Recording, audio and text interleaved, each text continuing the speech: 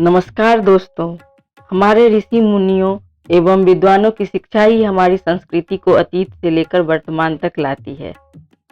वेद, पुराण, गीता, महाभारत, रामायण आदि भारतीय संस्कृति के आधार हैं। सभी हिंदू शास्त्रों में गीता को प्रथम स्थान दिया जाता है। दोस्तों, उसी गीता से एक कथा मैं आपके लिए लाई हूँ। दोस्तों, एक कौवे की गरुड़ से दोस्ती हो गई। दोनों काफी समय साथ में गुजारते थे। उनमें मित्रता इतनी गहरी हो गई थी कि आपस में कोई भी बात नहीं छिपाते थे।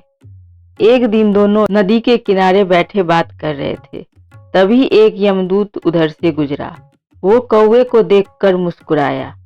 गरुड़ और कौवे ने उस यमदूत को अनदेखा कर दिया और अपनी बातें में लग गए। लेकिन अगले दिन फिर वही हुआ। दोनों बातें कर रहे थे। तभी वो यमदूत फिर उधर से गुजरा। वो फिर कौवे को देखकर मुस्कुराया। इस बार कौवे को कुछ शंका हुआ। उसने गरुड़ से कहा कि ये यमदूत मुझे देखकर कल भी मुस्कुराया और आज भी मुस्कुरा रहा है। कुछ गड़बड़ है। हो सकता है मेरी मृत्यु आने वाली है। गरुड़ ने उसे समझाया कि ऐसा कुछ नहीं है। ये एक संयोग भी हो सकता है। तुम चिंता मत करो। 2-3 दिन ऐसे ही निकल गए। रोज यमदूत कौवे को देखकर मुस्कुराता। अब तो कौवे को यकीन हो गया था कि वह निश्चित ही मरने वाला है। उसने गरुड़ से कहा, मित्र, मैं मरना नहीं चाहता, लेकिन ये यमदूत जरूर एक दो दिन में मेरे प्राण निकाल के ले जाएगा। ये रोज ही मुझे देखकर मुस्कुराता है। गरुड़ को भी लगा कि हो सकता है कौवे का शक सही हो। उसने कहा, तुम चिंता मत करो मित्र। उसने कौवे को धैर्य बंधवाया कि मैं तुम्हें यहाँ से इतनी दूर ले जाऊंगा कि यह यमदूत तुम्हें देख भी नहीं पाएगा। गरुड़ ने कौवे को अपनी पीठ पर बैठा लिया और उसे जंगल से हजारों किलोमीटर दूर कैलाश पर्वत पर ले गया। दोनों को अब ये डर नहीं रहा कि कोई उन्हें परेशान कर सकता है।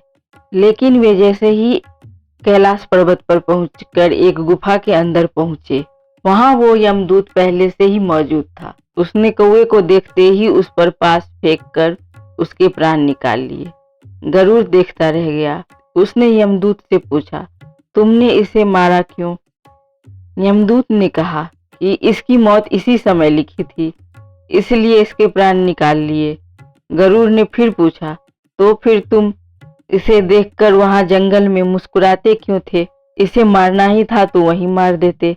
यमदूत ने जवाब दिया, इसकी मृत्यु कैलाश पर्वत पर ही लिखी थी, लेकिन 4-5 दिन पहले इसे जंगल में देखकर मुझे आश्चर्य हो रहा था कि ये इतने कम समय में वहां कैसे पहुंचेगा, क्योंकि इसके पंख भी छोटे हैं और ये लंबी उड़ान भी नहीं भर सकता है। तो हजारों योजन दूर कैलाश तक कैसे पहुंचेगा? कैसे इसकी मृत्यु होगी वहां पे? यही सोचकर मैं रोज मुस्कुराकर गुजर जाता था, लेकिन भाग्य देखो, तुम इसके परम मित्र ही इसे यहाँ तक ले आए। दोस्तों, इस कथा से ये सीख मिलती है कि जीवन और मृत्यु भाग्य की ही बात है। इसे कहीं भी छिपाया या बचाया नहीं जा सकता। जब तक जिंदगी है तब तक कोई आपको मार नहीं सकता, लेकिन अगर मृत्यु निकट हो गई तो कोई कोशिश आपको बचा भी नहीं सकता।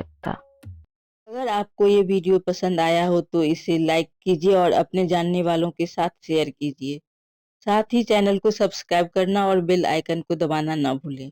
अगर दोस्तों आपके पास कोई सवाल या सुझाव हो तो कमेंट सेक्शन में बताना ना भूलें। धन्यवाद।